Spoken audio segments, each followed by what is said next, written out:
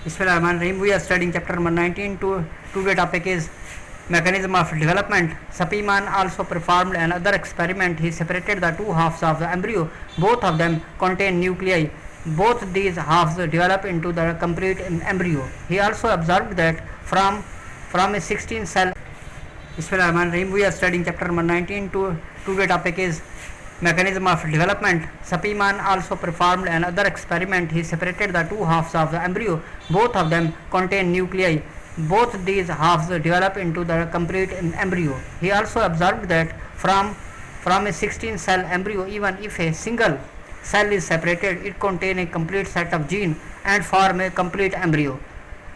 Through the series of experiments, Sapieman also observed that sometimes it may happen that nucleated half can develop into abnormal ball of the cells. Later on studies revealed that development depends upon the position of gray crescent area. Gray crescent is a pigmented free area that appear at the time of fertilization. So in half lacking gray crescent, no further development can take place. On the basis of above experiment, Sapieman made two conclusions. All contain the same nuclear information. In the gray crescent area, cytoplasm contain information that is essential for the development. Next question is, if all the cells contain same nuclear material, what causes the cells to differentiate? There are the two ways by which the cells undergo differentiation and becomes committed to particular determinative molecules. During cleavage, number 1, during cleavage, cytoplasmic segregation of determinative take place. Induction, number 2, induction or interaction with the neighboring cells take place. Role of the cytoplasm in the development. It is known that different cytoplasmic components contain different morphogenic determinates that are responsible for that cell differentiation. These determinates are present in the blastomeres. The fertilized egg of an ascidian contain cytoplasm of 5 different colors that is segregated into different blastomeres. Number 1, clear cytoplasm, it produces larva epidermis.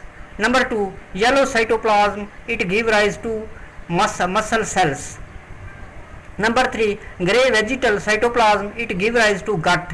Number 4, gray equatorial cytoplasm, it produces notochord and neural tube. Role of the nucleus in the development. Most genes control the substances which can easily be identified are found in the cytoplasm and are probably produced active substances by the nucleus itself or its immediate neighborhoods is however available in some cases. One of such example is the multicellular algae Acetabularia. It consists of rhizide which is attached to the ground, from which arises a long stalk with an umbrella shaped cap at its top. On the basis of the structure and the shape of the cap, two species of Acetabularia have been identified: Acetabularia mediterranea, which has regular shaped cap, and Acetabularia crenulata, which has irregular shaped cap.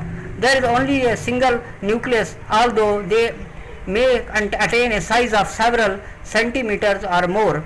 Hammering showed that if the cap is removed, a new one is regenerated. He cut off the nucleus containing rhizome from a algae of one species Acetabularia mediterranea and grafted a similar piece containing the nucleus of another species Acetabularia crenulata. When the cap was now removed, it was seen that the new regenerated one had the characteristics of Acetabularia crenulata, so the nucleus lying at the base of the algae and not in the stalk to which the regenerate was attached determine the structure of cap. It means that irrespective of the fact to which the species the cytoplasm belong, the genes were able to express according to the type of the nucleus.